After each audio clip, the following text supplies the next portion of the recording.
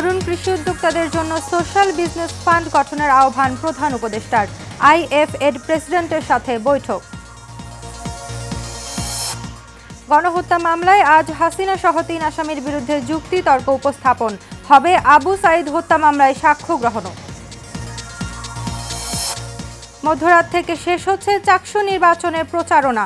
রাবিতে ক্যাম্পাসের উন্নয়নে নানা প্রতিশ্রুতি প্রার্থীদের।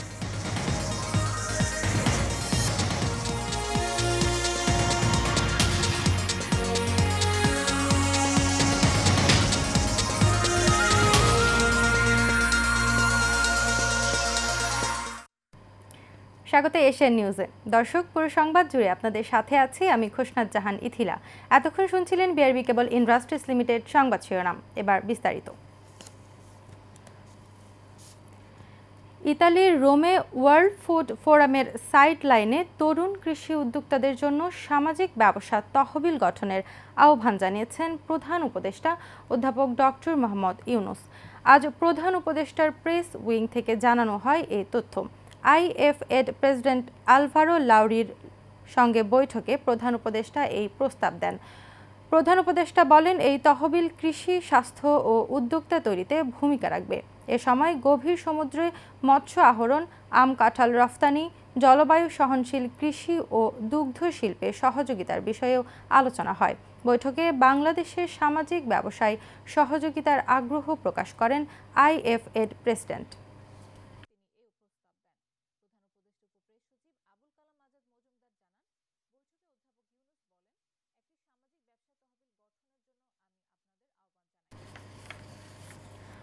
মানবতাবিরোধী অপরাধের মামলায় শেখ হাসিনা সহ ৩ আসামির বিরুদ্ধে দ্বিতীয় দিনের যুক্তিতর্ক উপস্থাপন আজ।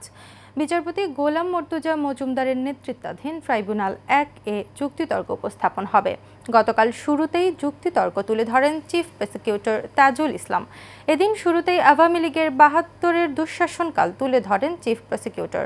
অন্যদিকে আবু সাঈদ হত্যা মামলার ঘটনায় মানবতাবিরোধী অপরাধের মামলায় বেগম রোকেয়া বিশ্ববিদ্যালয়ের সাবেক ভিসি হাসিবুর রশিদ সহ ৩০ আসামির বিরুদ্ধে ১০ম দিনের সাক্ষ্য গ্রহণ আজ। ট্রাইব্যুনাল ২-এর চেয়ারম্যান বিচারপতি নজরুল ইসলাম চৌধুরীর নেতৃত্বাধীন ৩ সদস্যের বিচারিক প্যানেলে এ সাক্ষ্য গ্রহণ হওয়ার কথা রয়েছে।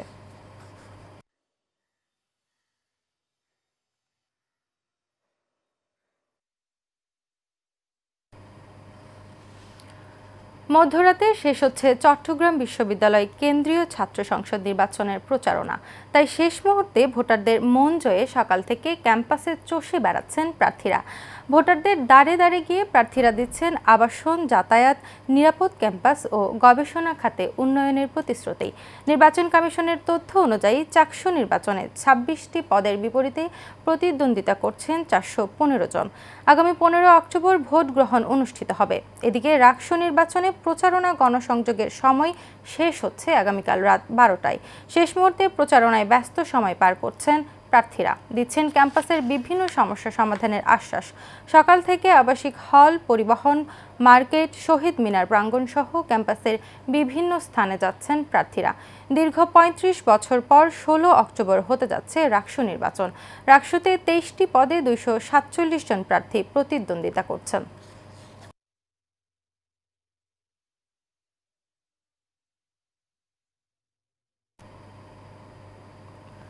চট্টগ্রাম বিশ্ববিদ্যালয়ে আসন্ন কেন্দ্রীয় ছাত্র সংসদ হল ও হোস্টেল সংসদ নির্বাচনকে ঘিরে এখন প্রস্তুতি চলছে চূড়ান্ত পর্যায়ে।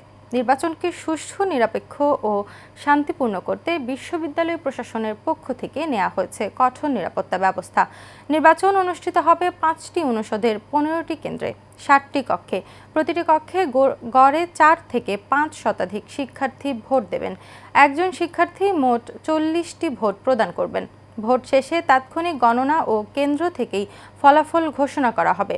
বিশ্ববিদ্যালয় প্রশাসনের দাবি, সব ধরনের প্রস্তুতি সম্পন্ন।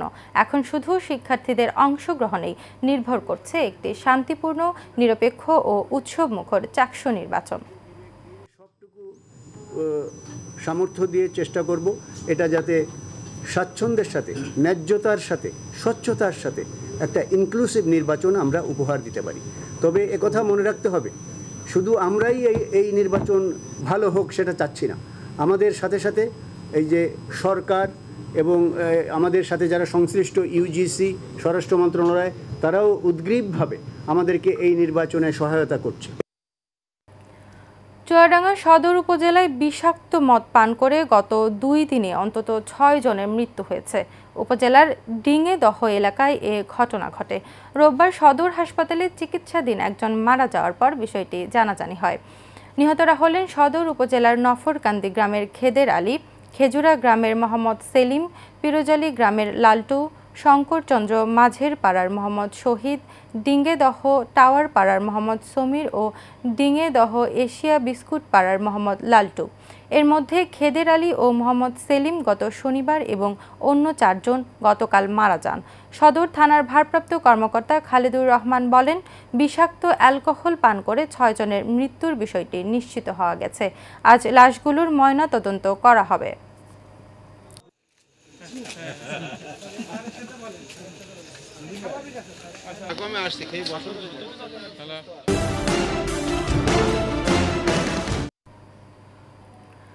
ঝিনাইদহে স্বামীর তালাবদ্ধ দোকানঘর থেকে স্ত্রী তাসলিমা খাতুন নামে এক গৃহবধূর মৃতদেহ উদ্ধার করেছে পুলিশ।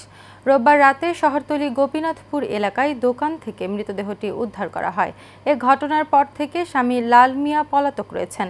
ঝিনাইদহ সদর থানার ওসি আবদুল্লাহ আল মামুন জানান, ঝিনাইদহ শহরতলির গোপীনাথপুর গ্রামের কাঠমিস্ত্রি লাল মিয়া ঝিনাইদহ চুয়াডাঙ্গা মহাসড়কের পাশে একটি দোকান করে ফার্নিচার তৈরির কাজ করেন। লাল মিয়া দোকানে এলে বাড়ি থেকে তার স্ত্রী তাসলিমা খাতুনও দোকানে আসেন। পরে দোকান থেকে তাসলিমার মৃতদেহটি উদ্ধার করা হয়।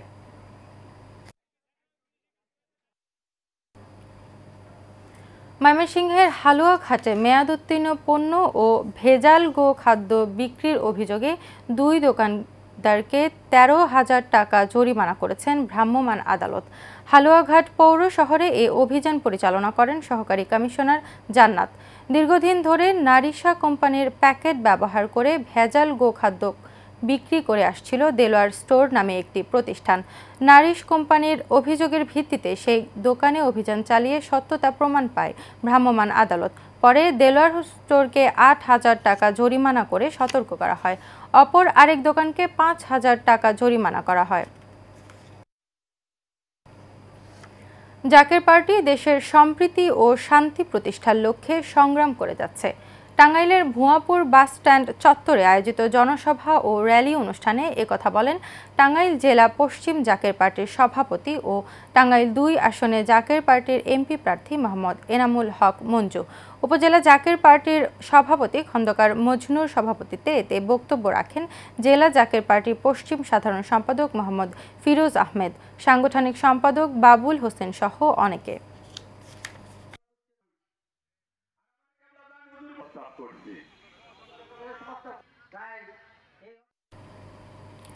জাতীয় সংসদ নির্বাচনকে সামনে রেখে দলকে সুসংগঠিত করার লক্ষ্যে টাঙ্গাইল গোপালপুরে জাকের পার্টির জনসভা ও র্যালি হয়েছে। মির্জাপুর ইউনিয়ন জাকের পার্টির আয়োজনে এই সভা হয়। এতে প্রধান অতিথির বক্তব্য রাখেন টাঙ্গাইল জেলা পশ্চিম জাকের পার্টি ও টাঙ্গাইল 2 আসনে জাকের পার্টির এমপি প্রার্থী মোহাম্মদ এনামুল হক মঞ্জু। মির্জাপুর ইউনিয়ন জাকের পার্টির সভাপতি মোহাম্মদ আব্দুর রশিদের সভাপতিত্বে এতে বিশেষ অতিথির বক্তব্য রাখেন জাকের পার্টির কেন্দ্রীয় যুব ফ্রন্টের সহসভাপতি খন্দকার মোন্তাজ আলী।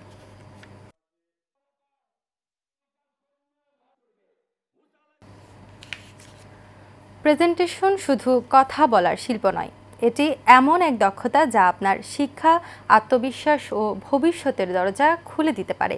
এই স্লোগানে সাভারের আশুলিয়ায় সিটি ইউনিভার্সিটিতে প্রেজেন্টেশন প্রো কর্মশালা অনুষ্ঠিত হয়েছে।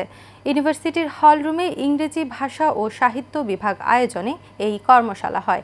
এতে প্রধান অতিথি ছিলেন সিটি ইউনিভার্সিটির প্রো ভাইস চ্যান্সেলর প্রফেসর শাহাদাত কবির। প্রশিক্ষক হিসেবে উপস্থিত ছিলেন লেখক, চলচ্চিত্র নির্মাতা এবং ট্রেনার ওয়ালিদ আহমেদ। কর্মশালায় কিভাবে একাডেমিক প্রেজেন্টেশন থেকে শুরু করে পেশাগত জীবন পর্যন্ত নিজের ভাবনা, আত্মবিশ্বাস ও দক্ষতা অন্যদের সামনে উপস্থাপন করতে হয়।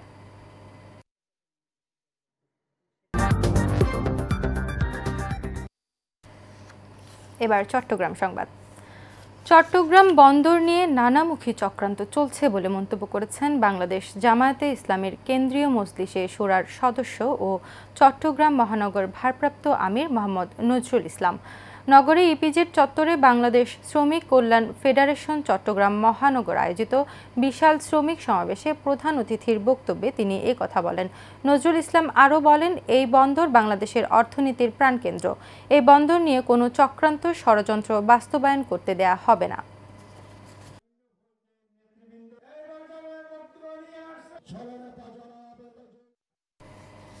শেষ করবে এশিয়ান নিউজ, তার আগে বিআরবি কেবল ইন্ডাস্ট্রিজ লিমিটেড সংবাদ শিরোনামগুলো জানিয়ে দিব আরও একবার।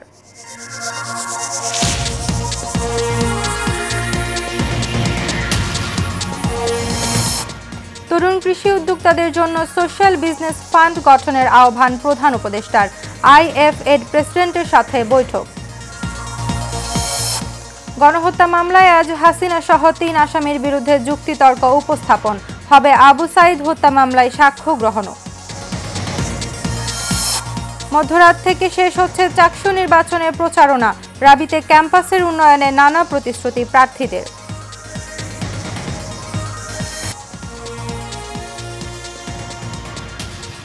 এশিয়ান নিউজ এই পর্যন্তই। পরবর্তী সংবাদ দেখার আমন্ত্রণ রইল। ধন্যবাদ।